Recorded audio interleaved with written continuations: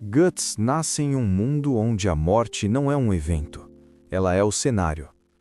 Ele vem de Berserk, uma obra em que a violência não serve como espetáculo, mas como linguagem do próprio mundo.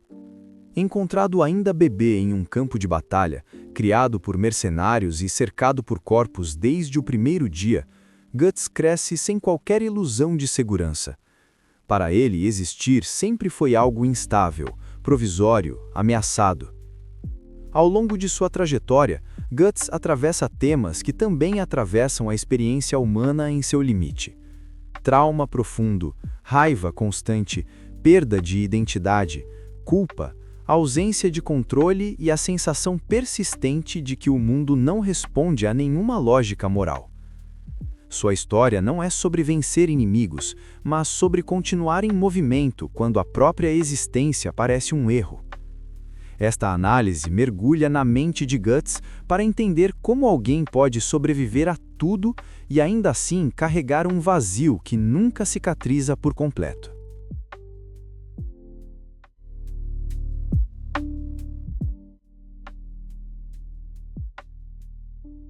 Do ponto de vista psicológico, Guts cresce em um ambiente que não permite o desenvolvimento saudável do ego.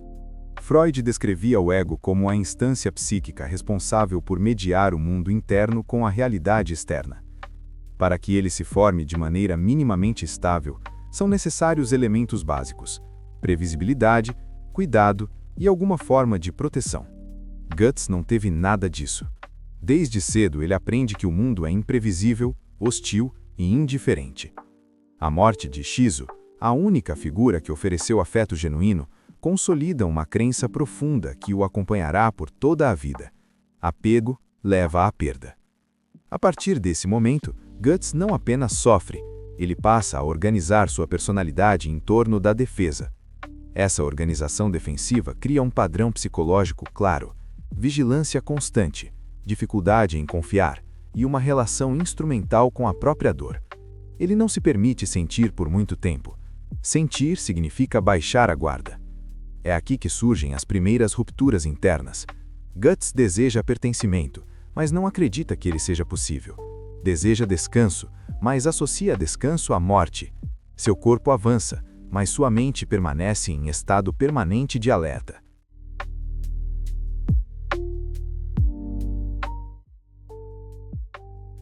A raiva de Guts não surge como explosão descontrolada.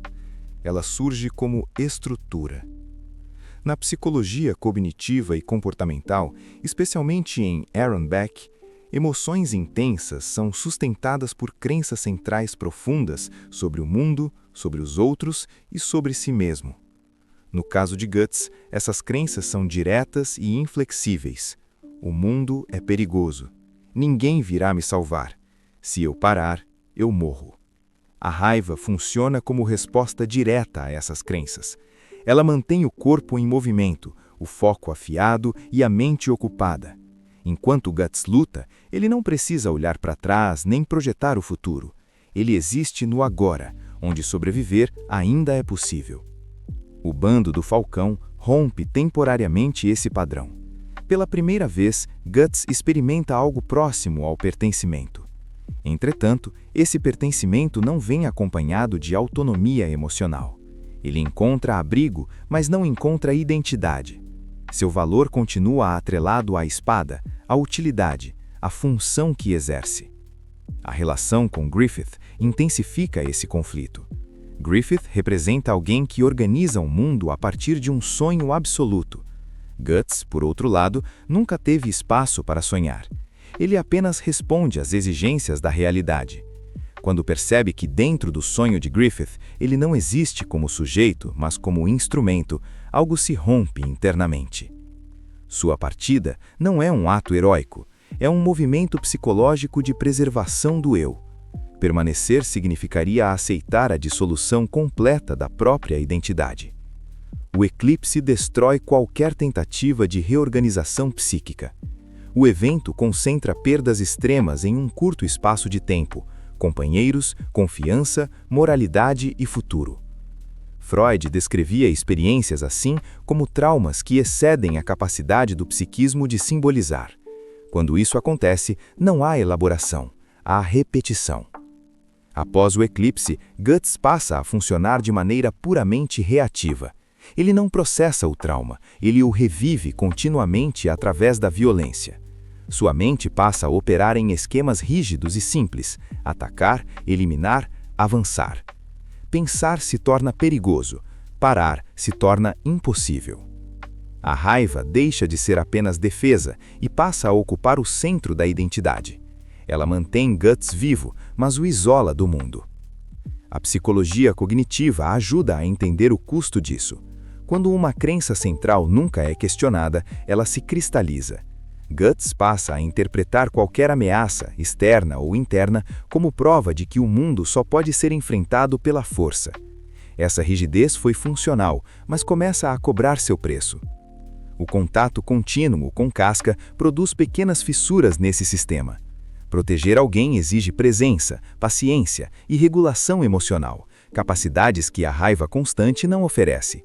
Aos poucos, Guts começa a perceber que sua estratégia emocional, eficaz no passado, já não resolve tudo no presente. Esse é o ponto mais delicado de sua trajetória psicológica. Ele não abandona a raiva por iluminação moral. Ele começa a perceber, de forma concreta, que ela já não é suficiente. A espada continua necessária, mas já não explica tudo. Pela primeira vez, surge algo raro em sua vida: escolha. Não a escolha de não lutar, mas a escolha do motivo pelo qual lutar.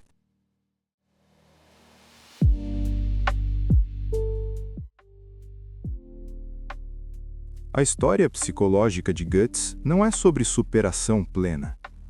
Ela é sobre adaptação contínua a um mundo que nunca ofereceu condições justas. Sua raiva foi legítima, foi funcional, foi necessária.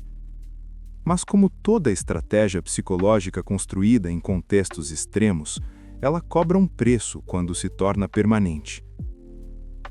O amadurecimento de Guts não está em negar quem ele foi, mas em reconhecer que continuar existindo exige mais do que resistir.